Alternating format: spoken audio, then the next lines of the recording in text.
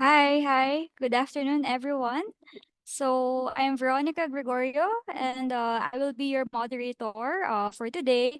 And on behalf of the Gender and Sexuality Research Cluster at the National University of Singapore, I extend a very warm welcome to each of you for this virtual book launch. So, we're gathered here in the spirit of academic inquiry and community to celebrate the launch of Pious Girls, Young Muslim Women in Indonesia. So today's event will have two main parts. We'll begin with an author talk where Anisa will be sharing her insights on the book. Following that, we'll have a segment featuring comments from our discussant, Ali. We will conclude with a Q&A session where we will invite questions to engage with Anisa and Ali. And we look forward to a lively and enriching discussion. So, it is with great pleasure and honor that I introduce the author of the book, Pious Girls, Annisa R Beta. Okay, so let me just read quickly. Dr. Annisa R Beta is an Australian Research Council Discovery Early Career Researcher Award Fellow and a lecturer in cultural studies at the School of Culture and Communication at the University of Melbourne, Australia. So before joining the University of Melbourne, she was a postdoctoral fellow at the National University of Singapore, where she also completed her PhD and where I also met her during the PhD years. And her research is broadly concerned with youth, media, and political subjectivity in Indonesia and Southeast Asia. She's the author, of course, of the book that we are launching now. So Anisa is joining us from Melbourne. Right. Anisa, we're really looking forward to hearing more about your book. So please take the lead. Yeah. Thank you. Thank you so much, Veronica. And thanks everyone for being here. This is really warming my heart. So I have a presentation which Cheryl's gonna pull up really soon, I think. But I would just like to thank everyone who's here. I really appreciate you taking the time out of your day to join me in this book launch. And those of you who are fasting, I hope you're having a blessed Ramadan so far. So I'm zooming in from the land of the Wurundjeri people of the Kulin Nation in Naarm or Melbourne, where I've lived and worked since 2020. 2020 was when I moved from Singapore, which is where I met Dr. Veronica Gregorio, um, who has very kindly organized this event with the NUS Gender and Sexuality Research Cluster. Singapore is also the place where I wrote most of the draft that became my PhD thesis that eventually became the basis of this book, Pious Girls. So Pious Girls is a book that specifically invites the readers to rethink how we imagine, how we think about young Muslim women. It wants to ask the readers to reconfigure girlhood studies, especially its relationship to our ideas and ideals of political subjectivity of girlhood. If we could move on to the next slide. I'm not gonna be talking for too long because I want to hear what Ali has to say about the book and also to have a discussion with everyone here. So I'll start here though. In the introduction, I started with a epigraph from Ustazah Sari. Ustazah means religious teacher. Um, she was giving a tausiah or an advice, a sermon about the importance of berkarya and becoming a womanpreneur for hijabers community, which is one of the biggest young Muslim women's groups in Bandung, one of Indonesia's largest city. And then there was where she says, don't stop working and creating. So she said, jangan berhenti berkarya. So berkarya is this very interesting Indonesian word that cannot be captured simply by saying that it's working or just creating, but it's actually both, berkarya, after you're married. So this quote in the book, which I later contrasted with Sheikh Ali's, not Ali Kassem, but another person called Sheikh Ali, who warned the young women about the perils or the problem at how Muslim businesswomen could lead problematic and risky life. And so these contrasts try to capture some of the complexities involved in assembling the ideals of young Muslim womanhood. Marriage, obviously, being wife and a mother, has to be on the table. But this ideal young Muslim woman is also compelled to also have a fulfilling business career, successful business, while carefully attending to the fact that she cannot be too independent. So, this to me, the reason I started with this quote, is at the heart of the imagined ideal young, entrepreneurial, productive, and pious Muslim women's lives and futures. If you could go to the next one, Cheryl. Thank you. So the book attends to this figure, the ideal figure, to understand the ways that they are constructed, not just from the perspective of the religious leaders, but also to learn about how these productive and pious young Muslim women are actually important political actors who have transformed many intimate elements of everyday life and have, I argue, fueled Indonesia's socio-political changes. And therefore, they can actually inform us of the contemporary formation of young feminine citizenship. When we discuss political actors, often we, and by we, of course, I mean scholars, researchers, trained by or working in mostly global North education system or in education systems modeled after the global North, we often, unfortunately, still imagine or hope for political representations and participation that is imagined in very limited ways, meaning often through the lens of electoral or parliamentary politics, or models of activism that are oriented towards obvious political ruptures. And in particular, when we talk about the participation of young Muslim women, there remains tropes dedicated to particular models based on their plight or their supposed fit with the liberal values. So what this book is trying to do, it instead aims to look into the different forms young Muslim women's political participation may take and try to draw our attention to the entanglement between religious practices, market logics, and political life.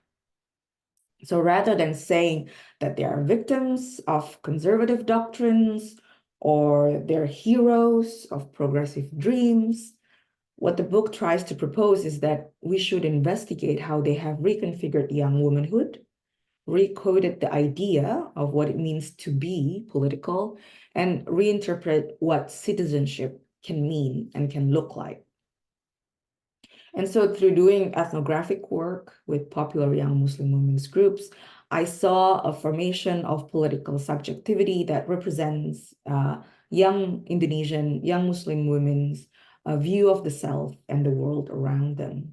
So these are perspectives that can actually be mobilized during peak political events, the usual electoral politics, elections, and also a view that I think becomes the very foundation of their everyday life.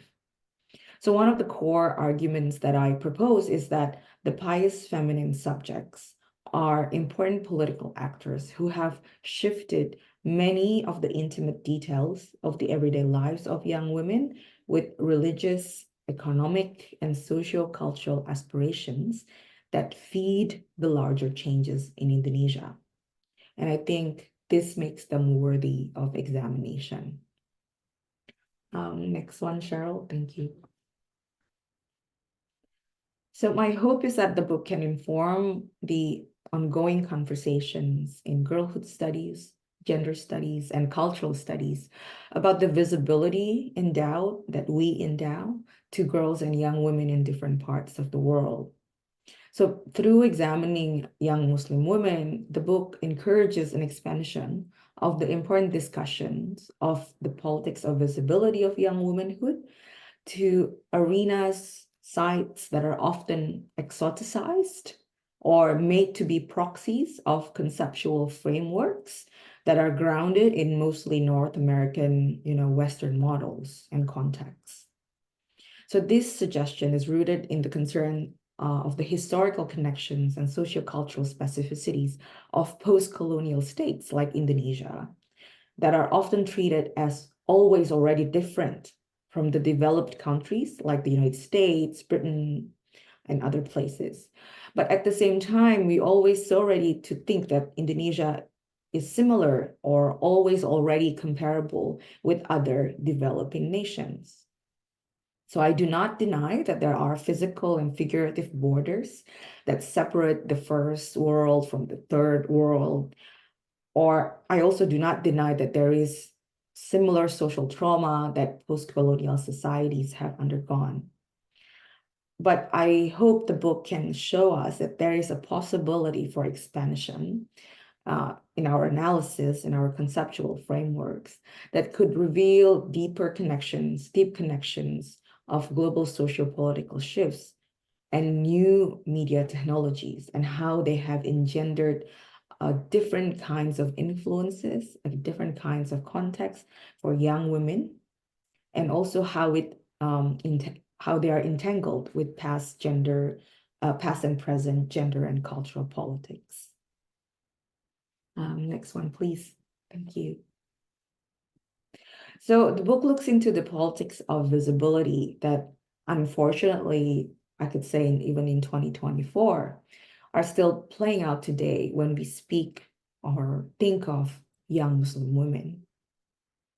And this is because we still continue to see figures who are like Malala Yousafzai until today, even almost a decade after what happened to her.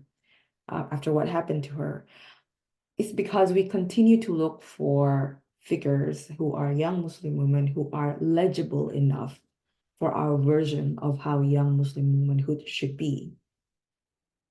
And I think there's still difficulty in understanding how young women from different Muslim countries or countries with Muslim majorities, that they are complex and highly diverse. I mean, the fact is we still call most parts of the world with Muslim majority the Muslim world, as if they're all the same. And so there is a lack of understanding, critical understanding about class, racial, and ethnic differences that may make some young Muslim women more visible than others. And these are issues that I believe are based on class, race, and ethnicity that are unfortunately often too uncomfortable to discuss.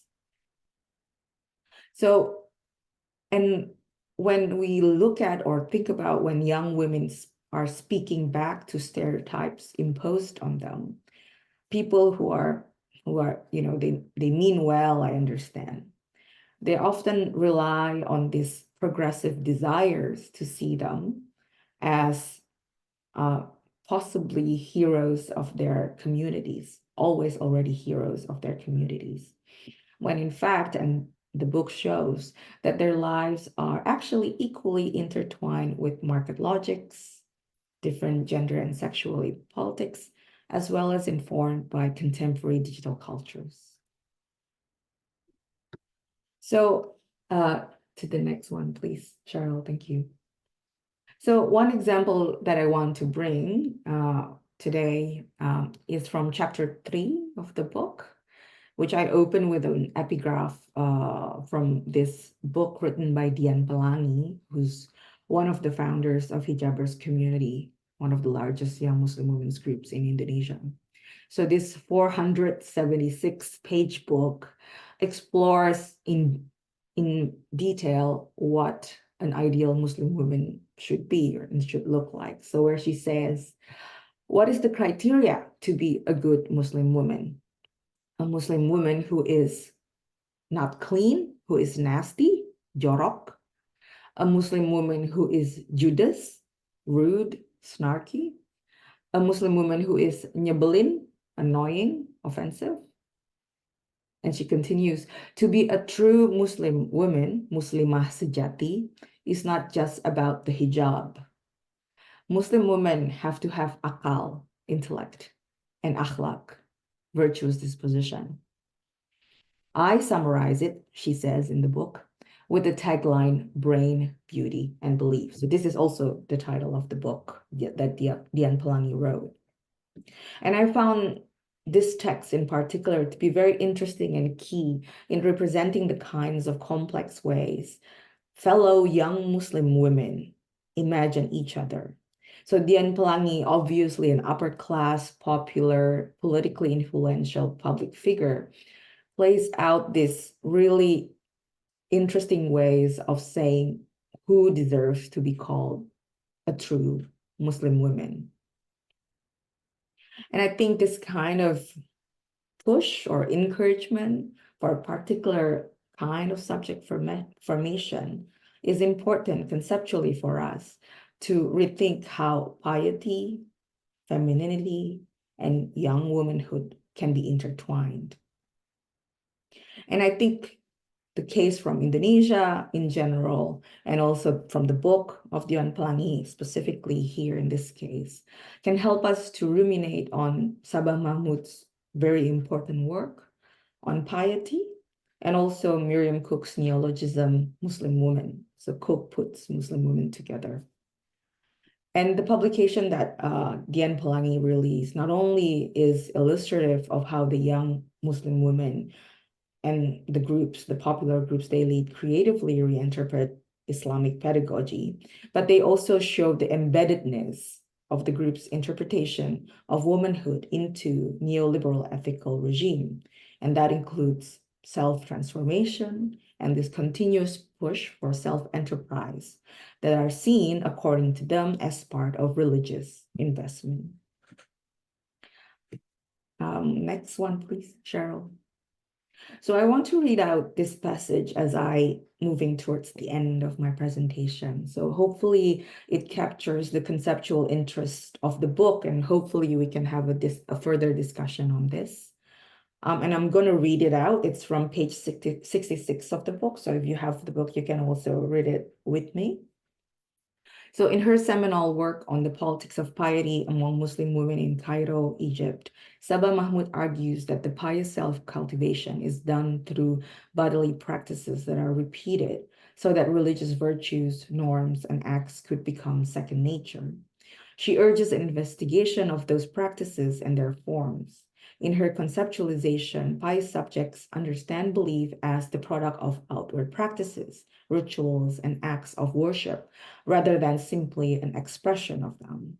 The subjects she analyzes also show the importance of understanding embodied practices as they are taught, shared, discussed, and deemed a form of self-cultivation. However, Joan Kopchak notes that the mosque movement and the participating Muslim women Mahmoud analyzes seem to be detached from the ubiquitous presence of capitalism, which consequently disavow the piety movement's imbrication with capitalism. Next, this is from the same very long paragraph that I apparently wrote. Next one.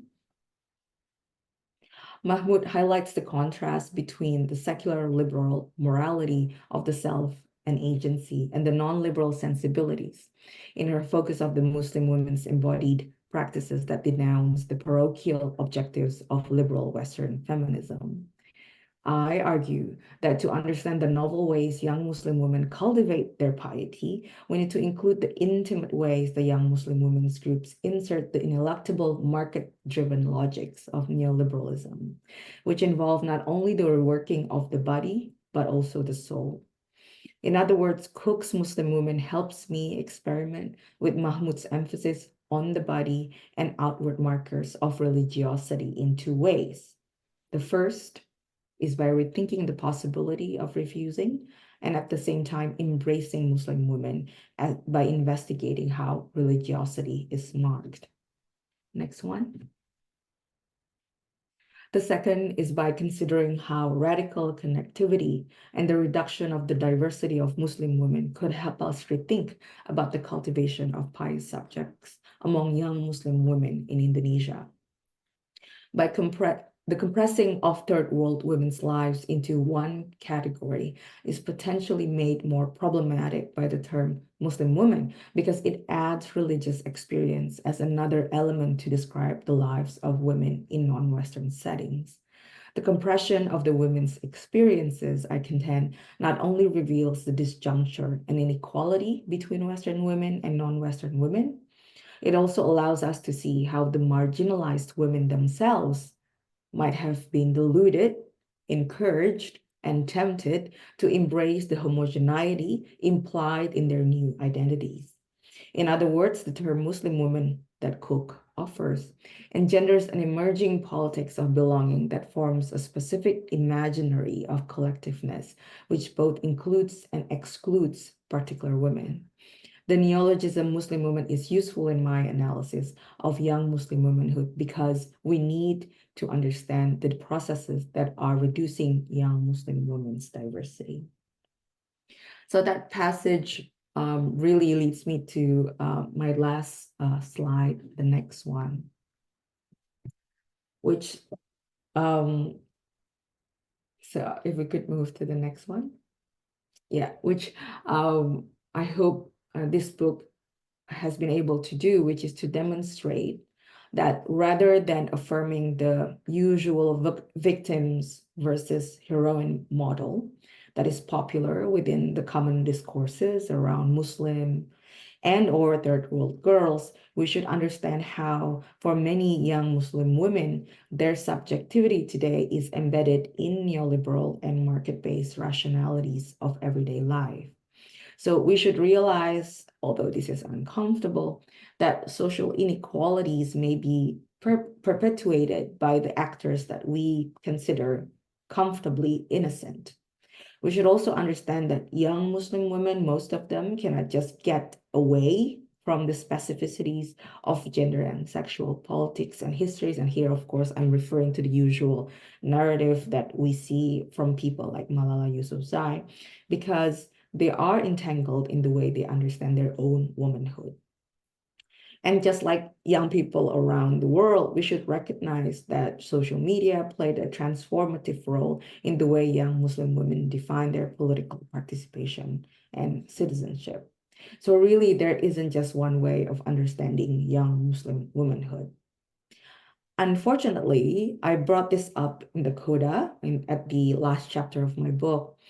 Popular publications like New York Times and important organizations like Human Rights Watch, until very, very recently, still confine the narratives of about young Muslim women around these very loose and vague judgments and interpretations based usually on Western observers about this experience of people living in this always strange Muslim world.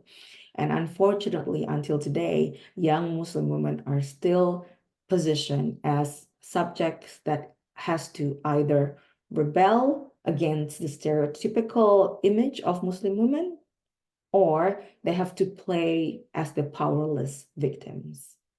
And so I hope this book, and when you get a chance to read it, will be able to push the conversations in more interesting ways. Thank you. Thank you so much, Anissa. It's always wonderful to hear you speak about your work. It's different when you read your friends' work, right? And you when you hear them speak about it as well.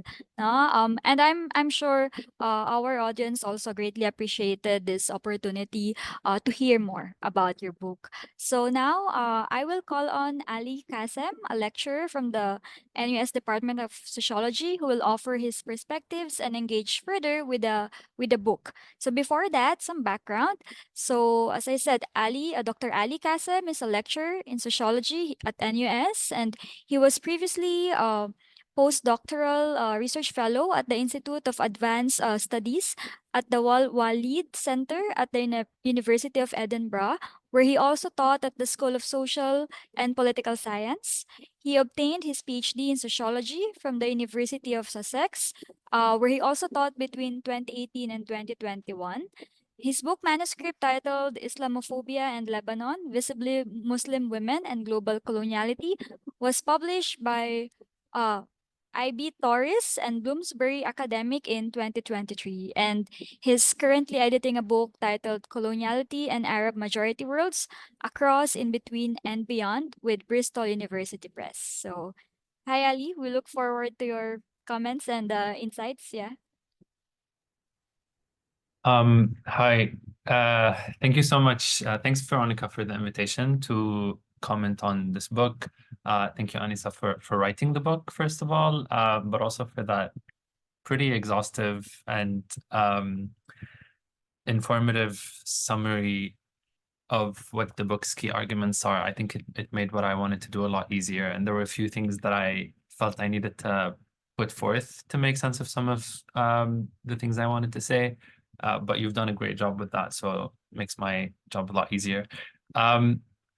So the way I first want to say that I enjoyed reading the book. I wished it was a bit longer. There were a few places where I felt like I want to hear more or I want to know more.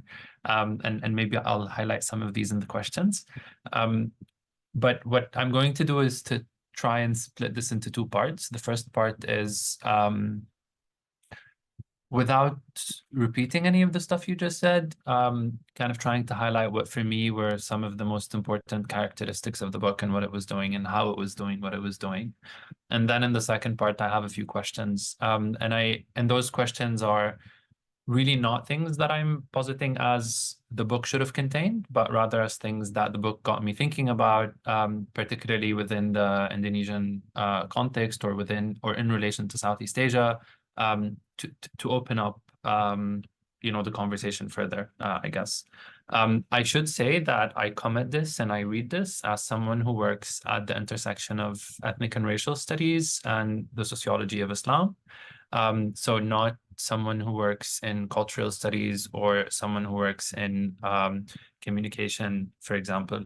But yeah, that being said, I'll highlight a bit where that might kind of bring maybe a generative conversation as well. So as I was saying, I think the book is a really important book. It grapples or it takes on a question that is quite significant, that continues, unfortunately, maybe as you said, Anissa, that unfortunately continues to occupy space within the public mind and consciousness globally, as well as in different global locales, but also academic debates. And I think the book does a really good job in sketching the scene of Muslim women's groups in Indonesia and the changing scene of Muslim women's group. But what I found particularly interesting is the different kinds of Muslim women's groups. So, things from online groups that have very explicit purposes to do very specific kinds of things in the world, to other kinds of things that we might not perhaps immediately conceive of as groups, that are maybe businesses or they sort of defy classical categories in interesting ways, and they end up acting in all of these different ways. So I really appreciated the snapshot, I guess, in a way that it offered, even while it resisted kind of doing a typology of the different kinds of Muslim women's group, which I appreciated not being done. I felt there was a good sense and a good thickness and a good depth in trying to think through what is this very dynamic, very changing, very rapidly changing scene? What does it look like, and what is it constituted by? And in doing so, I think as we get a sense of Muslim women's groups across different parts of Indonesia, actually, which is also, I think, impressive. If we take, usually we think of nation states as units of analysis.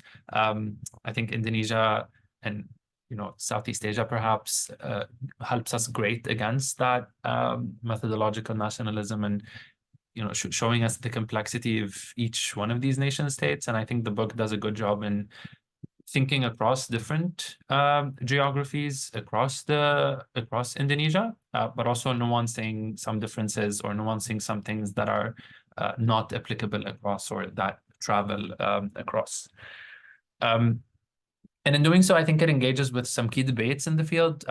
Some of these are quite old debates, but somehow, and again, maybe unfortunately, they remain open debates, or they remain big debates, including things around agency, but also things around state formation, and the critique of Western-centric readings of Muslim lived experiences in general, and particularly Muslim women's lived experiences. And I think the book does a really, really good job in making visible types of being and presence that are quite difficult to categorize, that are in many ways multivalent, and that act in the world in ways that we might often think as contradictory.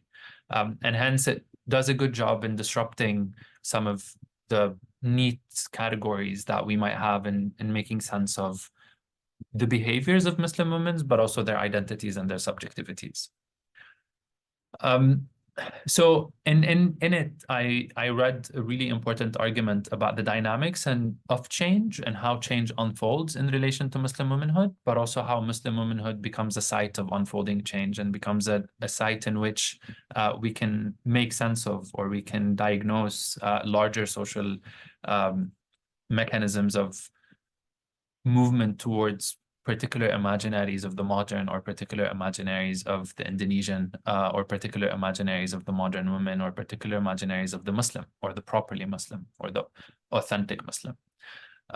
So the concept for me, one of the most important concepts that the book puts forth, is the productive, pious, feminine subjectivity, which I think is really interesting, as you've explained, Anisa, on the intersection of neoliberalism and the economic, but also religion, and how these two come together in fascinating ways. And as I think some of the, the detailed things, be it from excerpts that you've analyzed, or some of the videos that you've analyzed, or some of your own interviews, where people say things, and as I was reading it, I'm like, this is being said as if it's so unproblematic. It's being, put forth as common sense. It's so common sense that Islam is a perfect religion for neoliberalism. Like it just works. And I'm like, is there no, and you say this, and you make it clear that they did not problematize it, and they did not in any way conceive of this as bringing together two separate things. They sort of understood it as built into the Islamic, but maybe not enacted or not lived sufficiently. And hence being truly Muslim entails an enactment of being truly neoliberal, truly entrepreneurial, which I thought was fascinating, and how gender comes into that, and how women become a key site of that was really fascinating. So I think as you do that, and even though the book is focused on urban middle class, it does pay a lot of attention to the everyday in really interesting ways, and it does so in different scales and in different social spheres that allow us to see micro workings of multiple wider structures, including nationalism, patriarchy, and Islam. And I found the presence of the digital particularly generative to think through, where the digital was presented as a constitutive site where these things unfold. One kind of small question I had about that is, where's TikTok in this? Because it seems there was Facebook and there was Instagram, but TikTok is, as far as I could tell, is not on the map of any of this, which I found to be interesting, given given the world we live in. I think the book is to kind of wrap this up and move on to my questions. I think the book is very, very interdisciplinary, which was really great to see. I think it does a great job in historicizing its arguments and the phenomenon it's examining. Analytically, it's quite sharp, and I really appreciated how it works through complexity. So how it doesn't kind of reduce the things that it's looking at to make a statement at the end and say, hey, here it is, this is what's happening. The way it carries complexity with it throughout each chapter and across the chapters was really refreshing. And the last thing that I want to highlight here is that the book grapples with taking its participants seriously, in the sense of thinking alongside them and trying to understand how they understand their worlds and how they inhabit their worlds, but at the same time being critical of that. So at the same time, maybe in what I would maybe phrase as thinking against them. So it does a really interesting job in thinking alongside them, but also thinking against them.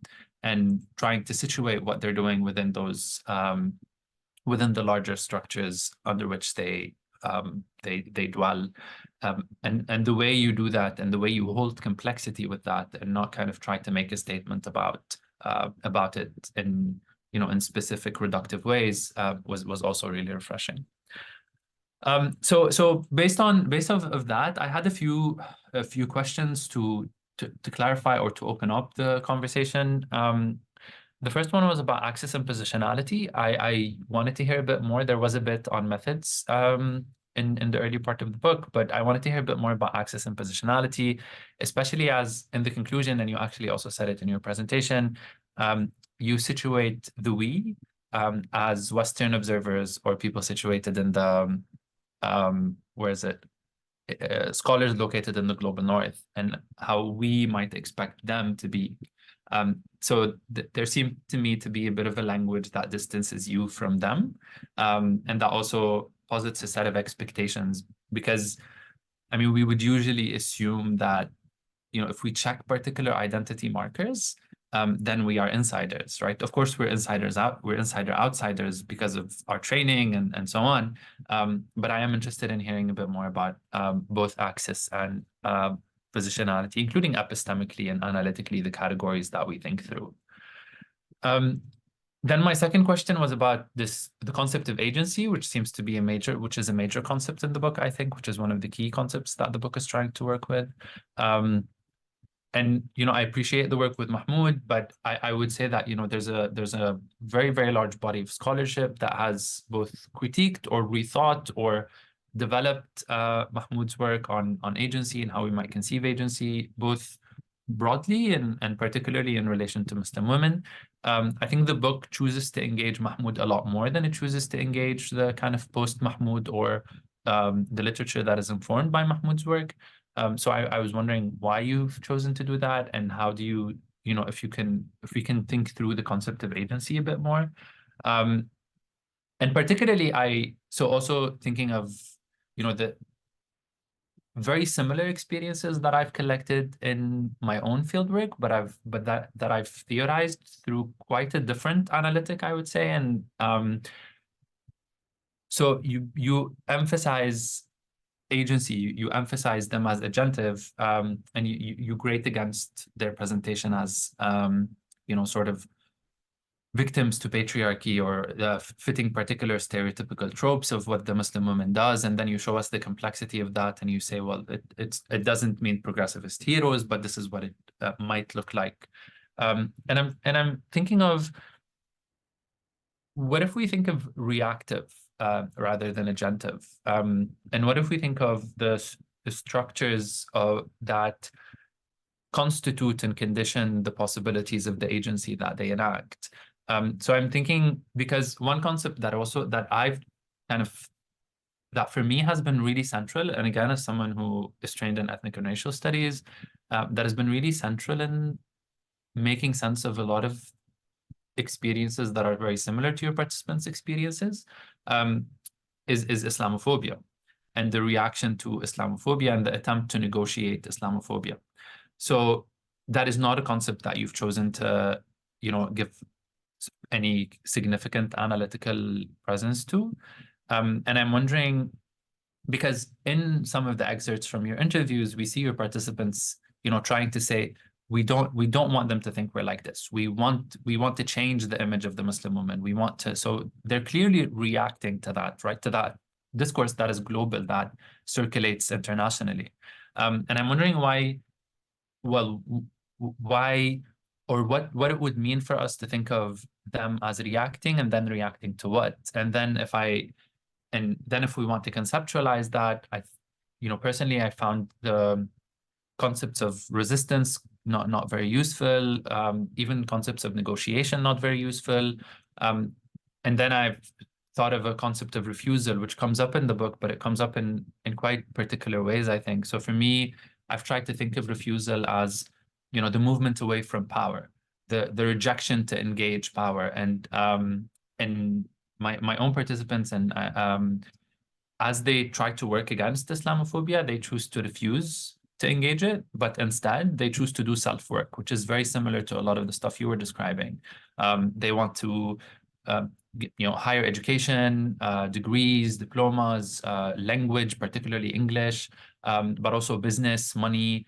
As they get that, they think that, hey, I don't have to engage Islamophobic scripts. I don't have to engage Islamophobic people, but I have to better myself. And if I better myself, I will automatically make it impossible, or I will hollow out their Islamophobic scripts. And the argument that I've made is that by doing that, they're reproducing the larger structures that produce Islamophobia in the first place, which are the structures of Eurocentric modernity.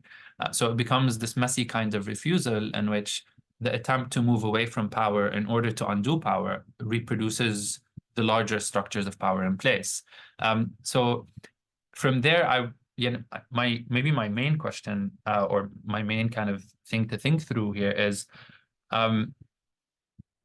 what is being reproduced? I think the book does a really good job in showing us how their experiences are produced and how their experiences are conditioned by a set of things. And in the last chapter before the conclusion, there's a really nice kind of visual representation of the different elements or different forces that create and condition this, and I found that really great.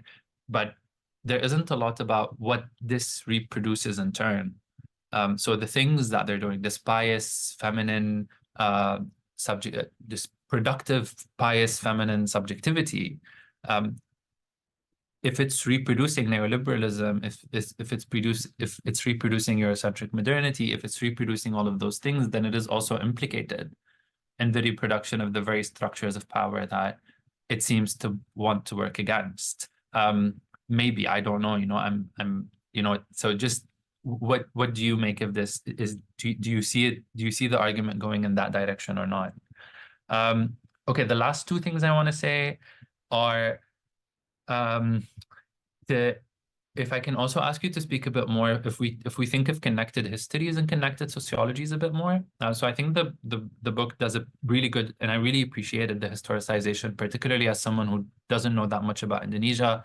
I really appreciated the clear kind of historicization that you presented within the Indonesian context. But again, if I want to grade against methodological nationalism, and I want to think of connected sociologies and connected histories, how can we both think of other histories and global histories that have shaped us beyond the particular histories of Indonesia, the nation state? And two, how can we think of other global connections that constitute this? And I mean, just out of personal interest, and any other thing would also be fine, but I'm particularly interested in the Arab connection.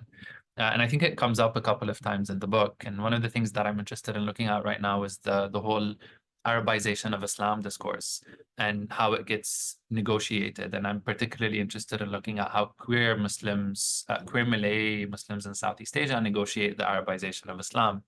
And one of the asatiza in your book is you present him as Egyptian Indonesian as a hyphenated category, and I was like, what is that? What does that mean? And I'm wondering if you can say a bit more about in terms of connected sociologies, about the Arab influence, or how does the Arab come into this imaginary, particularly given the centering of Arab Islam as authentic Islam. But I'm also thinking about other places, for example, Turkey as a global hub of the production of Muslim fashion or Muslim womanhood, which is also being presented as modern womanhood, which is also incredibly neoliberalized and which is being presented as a productive, economically productive modern womanhood as well. So, yeah, I mean, you don't have to speak to any of this, of course, and of course, I'm not expecting it to be in the book, but I would love to hear your thoughts a bit more about how do you see this as a bit more of a global phenomenon? So how is it constituted beyond the Indonesian nation state? And then how does it echo beyond the Indonesian nation state? And the last thing I wanted to say, and also, of course, here, you situate this as post-colonial and as thinking of this as a post-colonial phenomenon. And I would have loved to see a bit more about how do the legacies of colonialism, of Indonesian colonialism, or how do the how do the contemporary formations of coloniality and of imperialism and of Eurocentrism shape this, at the level of the everyday. But the last thing I wanted to raise is there was a really interesting point in chapter 3, I think, where you talk about the neoliberal and how it operates. And you situate this as something that emerges in Indonesia in the post-authoritarian political regime. But it seemed to me that neoliberalism is very authoritarian in how it operates, right? So there's one model of accepted subjectivity that all of these women and these communities have to ascribe to or have to make themselves, do self-work in order to fit into. And the parallels and the similarities with Steve Jobs' books and how they just become Islamic is fascinating. But I am wondering here in how you frame the neoliberal as an authoritarian foreclosure of plurality and diversity and democratic possibilities of so many different things, including of how Islam can be and how Islam gets to be lived, and how technology comes in to sort of homogenize the Islamic. There's something happening here that seems to be producing a cunning semblance to the very things that you're trying or that we're trying to argue against, right? So if we're saying, hey, there's this idea of the Muslim women, and it's the idea of an oppressed, agency-less subject, and it's homogenizing the plurality and diversity of Muslimness and of being Muslim. It also seemed to me that the intersection of neoliberalism and media tech is also trying to homogenize the plurality and diversity of being Muslim, and to take it perhaps in a different direction, in a specific kind of direction, but also to take it and, to foreclose the possibilities of what it could be. So my last kind of point is, I think there's something here about how the intersection of neoliberalism and tech intersect with religion, and how religion gets shaped, and what counts as authentic religion or true religion or proper forms of being religious or proper forms of being pious, and something about thinking what kind of, as these young Muslim women are no longer the young generation, and as these generations move, how would these things, with tech growing and neoliberalism increasingly hegemonic, what kind of Muslimness can we imagine, or what kind of Muslimness are we looking at, basically? Yeah, that was a lot. I really enjoyed the book. I found, some of the stuff I really stopped and I was like, okay, this is like fascinating.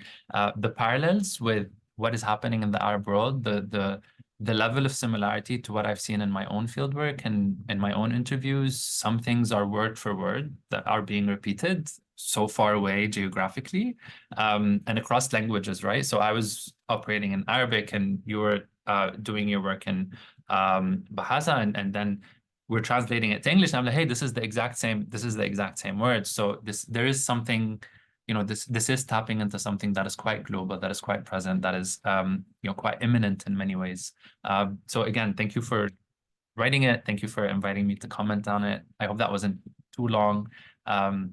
And all of those questions are, again, just to open up. I'm not, you don't need to answer any of them, actually. Okay. Thank you, Ali, no, for your insightful comments and analysis. Before we continue with our Q&A, I'd like to invite Anisa to respond to Ali's reflections and share like any additional thoughts. Yeah. Thank you. Thanks, Ali. Oh my God, that was so indulgent, because when your book is actually read and when people actually engage with it, really, really, really appreciate all your comments.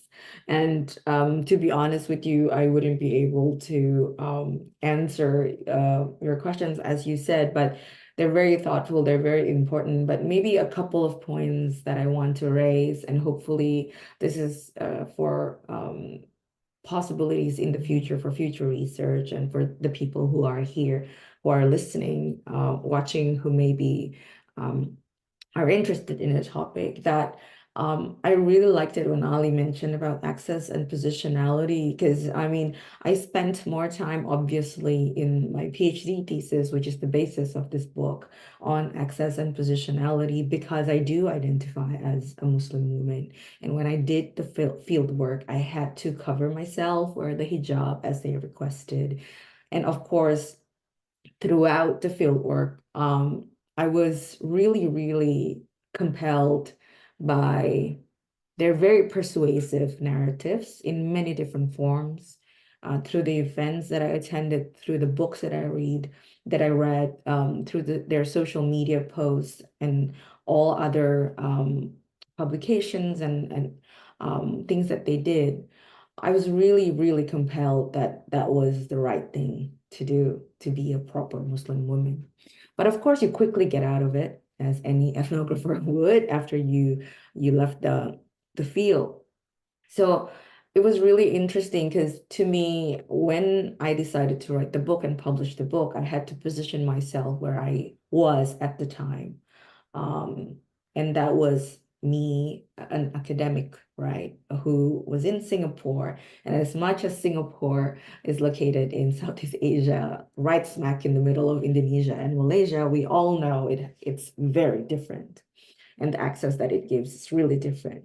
So the perspective of being outsider right now is really, it's really true to me. And what I learned so far allows me to really imagine how what you call the, stereotypically Western observers would understand young Muslim women, and how the young Muslim women groups I studied wouldn't be able to comfortably fit their narrative, no matter what types of stories that we have um, tried to give them, right, as scholars, researchers, or as ethnographers in general. So just to respond to that Sabah Mahmud literature, and really, to me and perhaps to you, Ali, the world is really has really moved on from Mahmud's points. But unfortunately, the fact is, the conversation outside people in Islamic studies, and the conversation outside people in, people outside anthropology or sociology of religion, still plays out the same way. And I want to respond to that in particular, especially when we think of Indonesia and young women and political subjectivity and or their political participation. So what is being reproduced in so many ways remain not simply whether or not they're agentive or not, but what positions and conditions allow them and regulate them and compel them to be who they are. And to me, what is being reproduced in what they learn from and teach to each other is really class difference, which is really embedded in neoliberal values that is right now in Indonesia. And as the government regime is still ongoing, and it seems like the same regime will remain ongoing until, I don't know, the next 30 years or whatever, unfortunately. There are borders that are being closed to what it means to be proper Muslim women. And I think they are reacting to this global discourse of Islamophobia, but in particular, I think we need to see them within their positions in Indonesia, because they do imagine that they are giving a counter discourse against Islamophobia. But to me, when you see the larger picture, they're not. I'm using a very crass word, they're being deluded into thinking that they're responding to a global issue, and they're not, unfortunately. But it is a narrative that is important, and therefore there is a very important role of us as scholars who are trained in the global north model to really question these spaces.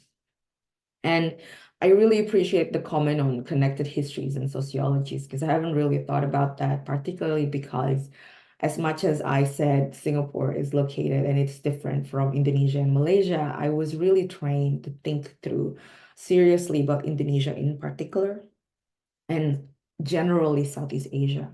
I want to respond to sort of the more global picture of what it may look like, but I worry that I might fall into the same trap of depressing their differences, right? because it's convenient to do so. But my point is that there is a specific gender and sexual politics that are often left behind, in particular when we are speaking of a group of women. Not saying that they cannot be theorized or used or applied in other parts of the world, but I think we often too hurried, too quickly, moving too fast to trying to fit them into different pictures of what Muslim womanhood might look like across the globe. But at the same time, of course, I really want to be able that this work can speak to other places. And I'm so happy to hear when you say you're finding the same things amongst your participants, because I wouldn't dream of it.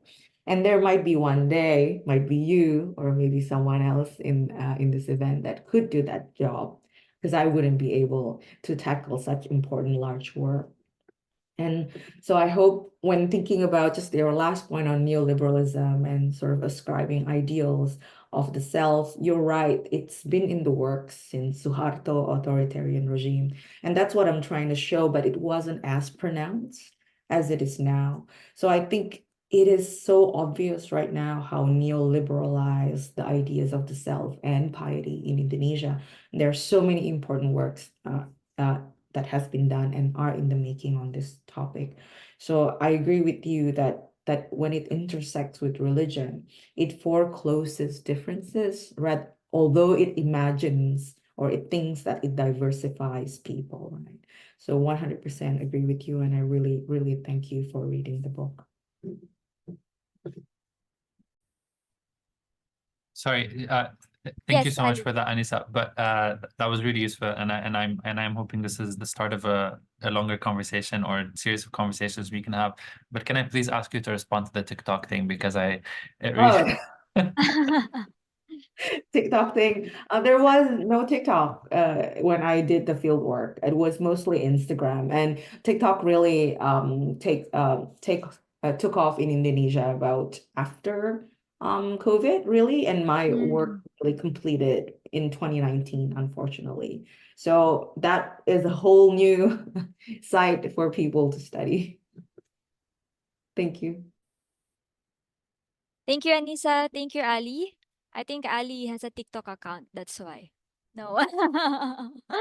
Okay, thank you again, no. I'm now seeing questions from our audience. And for the rest, we encourage everyone to ask questions. And you can briefly mention your name and affiliation before posing your question. Also, you can raise your hand and you can turn on your camera or just your mic and say your question. Can be for Anissa or for Ali if you want to engage with some of his ideas here. I actually sent one in the chat. Ali, Anissa, maybe I'll read it. No. Just to build on Ali's comments about Arabization and other global cultural forms, I'd like to ask what impact Anissa has found on gender and religiosity from the large regional and ethnic diversity among Indonesian Muslims. It's our question one, yeah. Thank you. Mm. Do we know who it's from? Yes, from Annabeth. Right. Thanks so much, Annabeth. Um,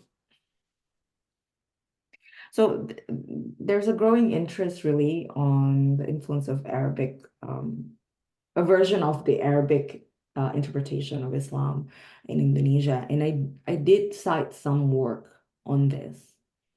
My work wouldn't be able to address this fully, clearly, because I'm not really engaging with the idea. But you will see in the debates amongst the young Muslim women themselves, the Arab influence really came through when they think of the ideal or the proper hijab, right? So the version of hijab that was being pushed in 2016 to 2018 when I did the work was on the jilbab syar'i, which is a very different development from what was found in early 90s and early 2000s. There were developments of this jilbab, just jilbab, and then the next one is jilbab funky, which was precursor to the fashionable hijab, which is the type of hijab that was promoted by hijabers community, therefore the name. But towards the end of my uh, ethnographic fieldwork, what really came through was that Arabization, or a version or an understanding of what the proper hijab should look like, was really influence of this longer Shar'i version, right? Which they think is a representation of proper Islamic Arabic cultures. Now, the groups that I'm talking to are not directly engaging uh, the uh, with the sheikhs, because almost all of them are just called sheikhs in Indonesia. Um, but it's really, really representative of this interest of certain typology, certain improvements that you can make. So towards the end, if you in chapter 3, actually, I follow through the term memantaskan diri, to make oneself worthy. And in somehow the stairs of improvement, if your hijab is getting longer, that is a show of your that you are a better pious subject than the others.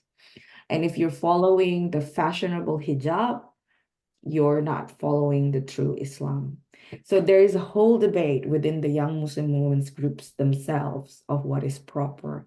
And I think as much as this book can respond to that, is that strong influence of a particular version of Arabized Islam.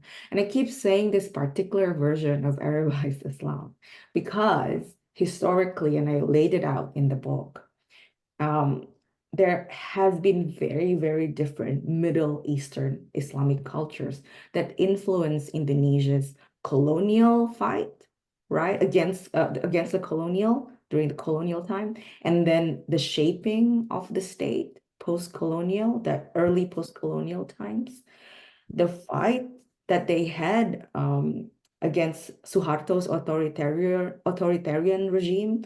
You all have to remember that not just communist party that was eradicated, there was a reduction of the Muslim space that Suharto created, which in the 1990s pushed for sort of the rebellion against Suharto, led by a political model of Islam, right?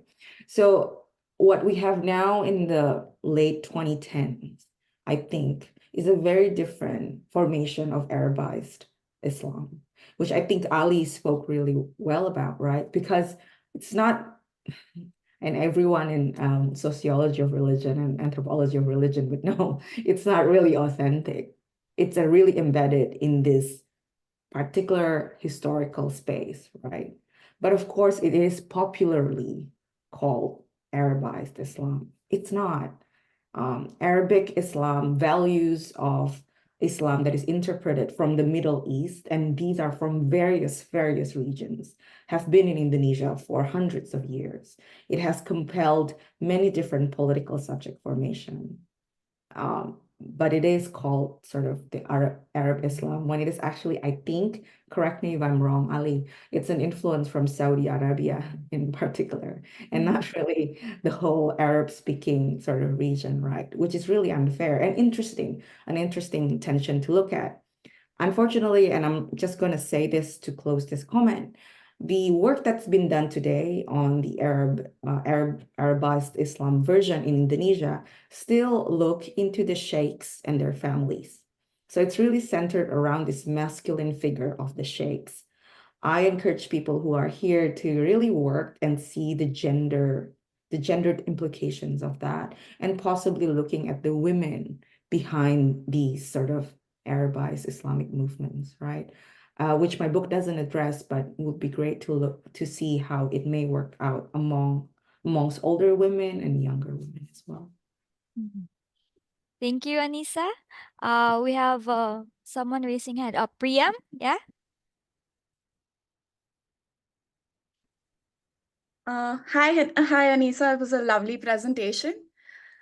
And congratulations on the book. It was very exciting to just hear you present about your work in the PhD thesis.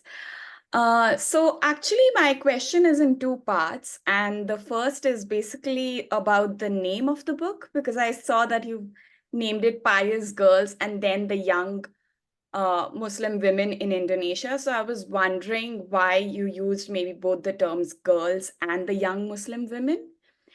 And my other question was in the context of your work, I was wondering if you could say more about what is your, and this is purely because I don't know so much about religious studies and the youth studies in that sense, but what is your classification of the youth in terms of age and particularly socioeconomic class and their understanding of religion when you say it is about the young Muslim women?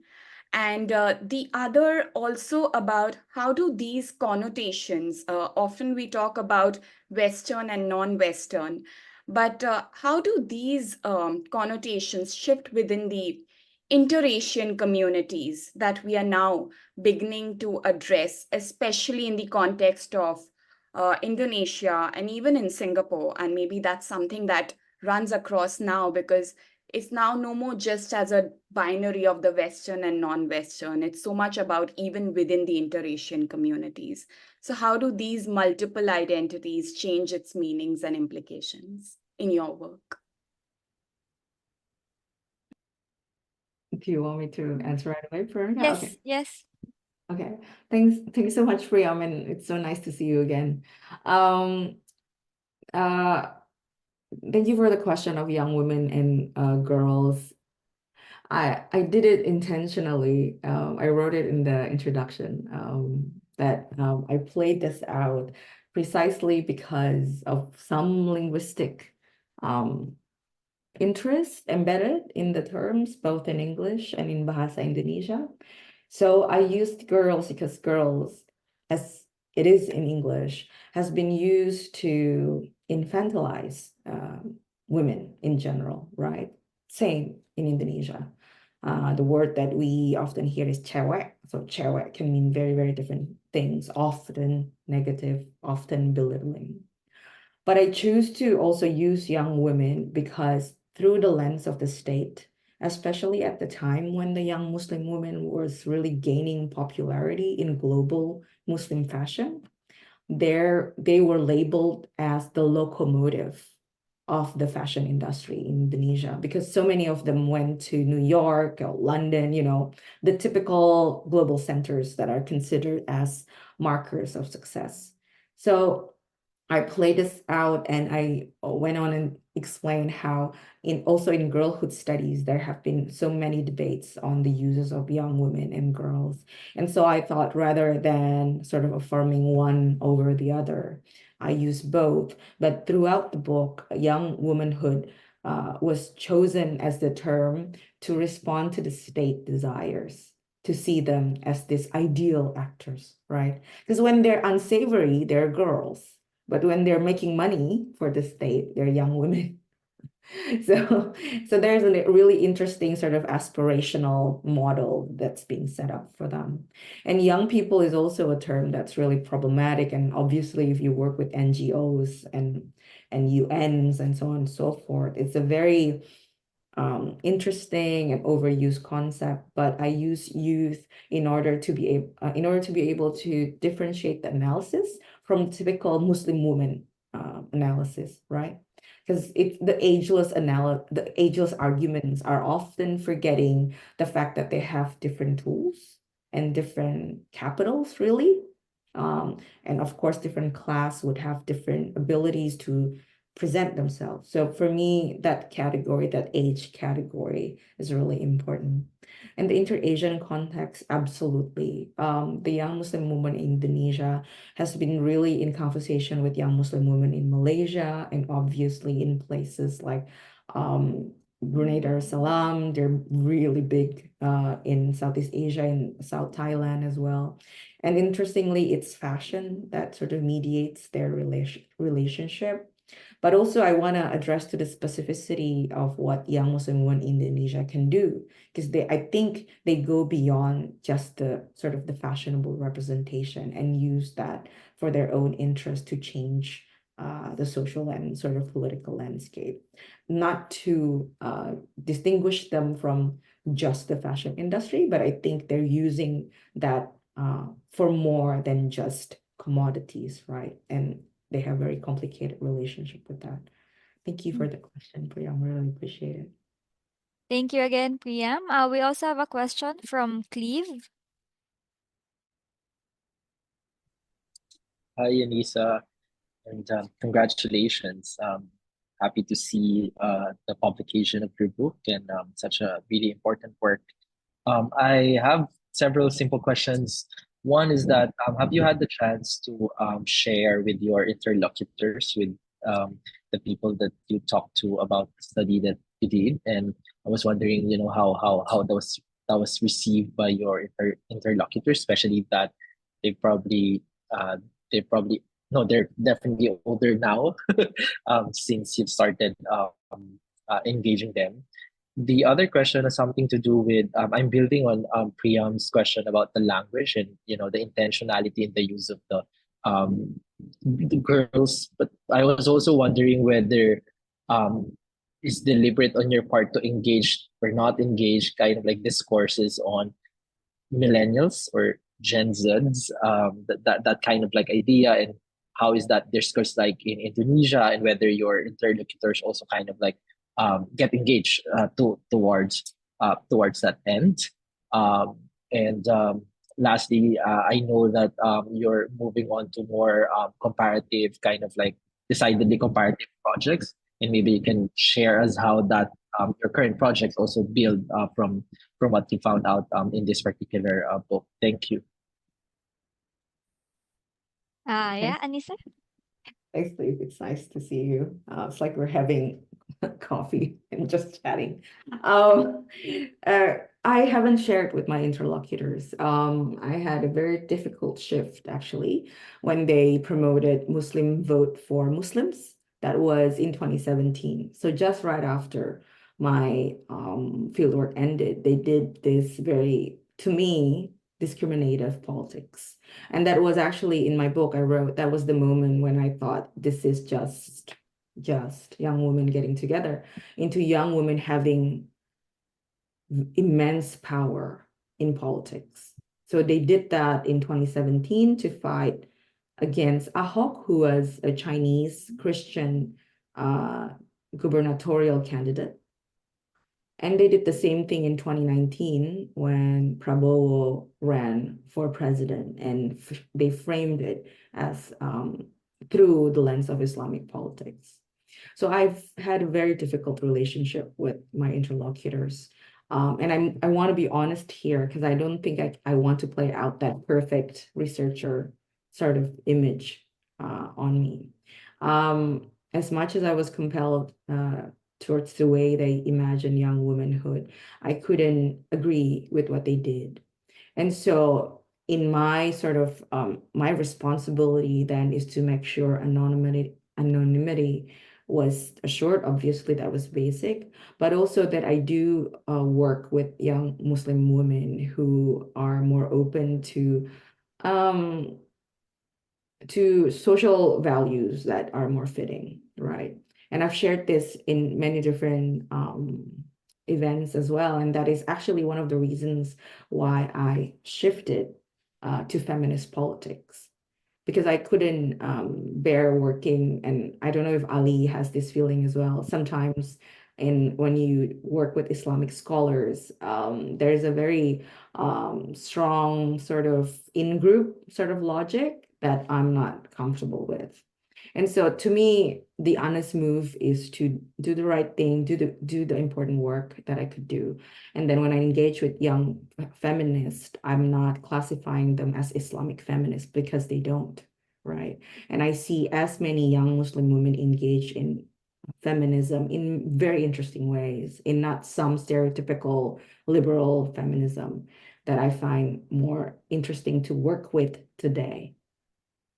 And so, yeah, that's the interlocutor thing. And then the discourses on millennials and Gen Z, yeah, I don't engage with them. To me, they're marketing ploys. They can be right sometimes, they can be representative of some population, but I found often they reduce the differences and diversity and more interesting qualities of the group, and of course differences and inequalities among them. And so in my future projects, as you have said, I'm working with young feminists, Muslim or not, queer or not, in how they're thinking about making a better future for girls and gender minorities in Indonesia. Thanks, Cleve. Okay, thank you. We have another question in the chat. I'll read it. It's from Kyril. So question is for Anissa. How about the gendered space in social media? In your opinion, what is the position of young Muslim women in social media, and how do they negotiate between them, like in Instagram or in TikTok? Yeah. Thanks, Kyril.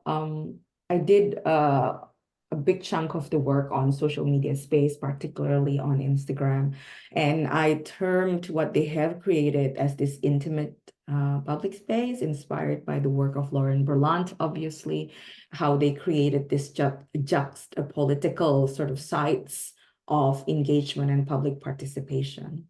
So through social media contents that they created, I made links as well to their post in the book. If you're interested, you can click them and see when if they're still available, how they use colors that are soft, pink, purple, your typical stereotypical a feminine color, to deliver very, very strongly worded political messages. So I think young Muslim women has very important role, but they are still undermined until today in shaping how and what public life could look like. I hope that answers that. Thanks, Anissa. Any last questions from our audience? You can send it in the chat, or you can just use the raise hand function.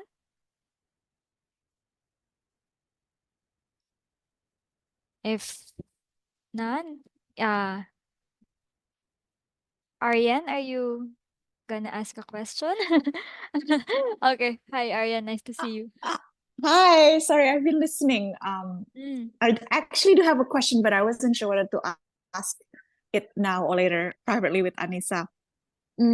So my question is about how do you think the framework might be useful for readers in Indonesia themselves? For example, do you see how the framework that you've just described could be useful to help us understand how the discussion around Nurul's are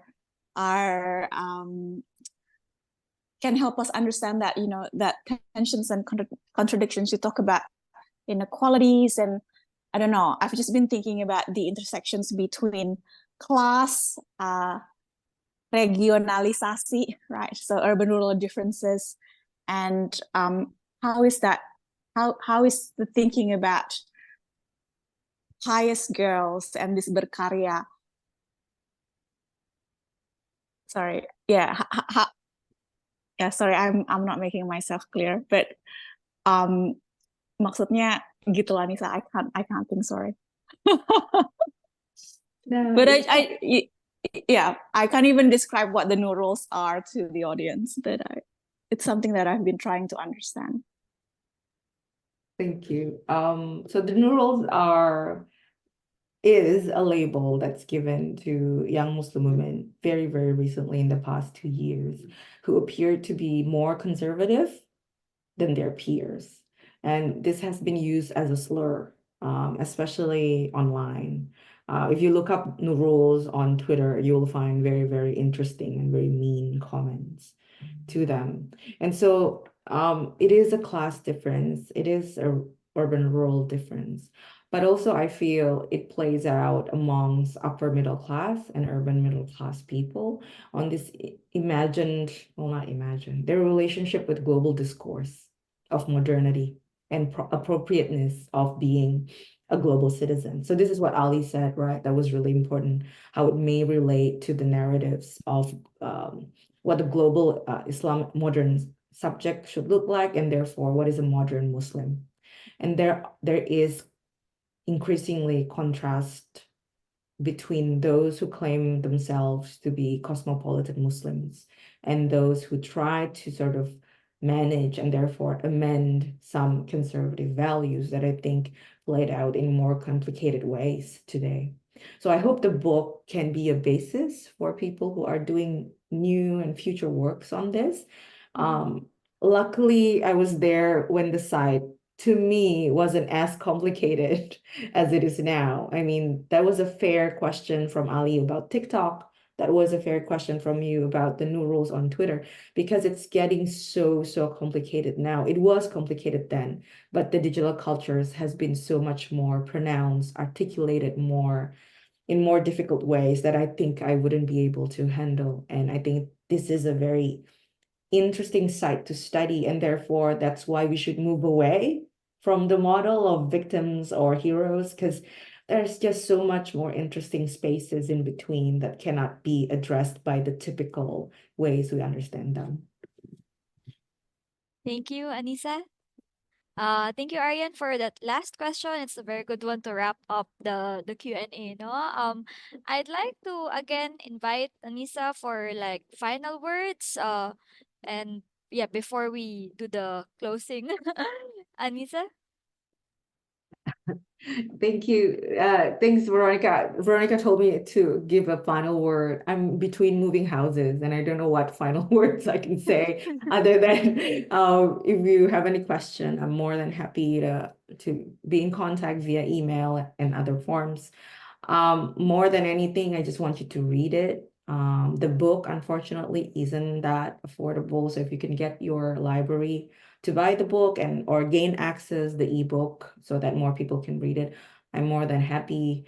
I'm more than happy to discuss. That's what I'm saying, and I'm looking forward to more works on young Muslim women because they do deserve the attention. Thank you. Definitely. Thank you, Anissa. And really thank you everyone for the very engaging discussion.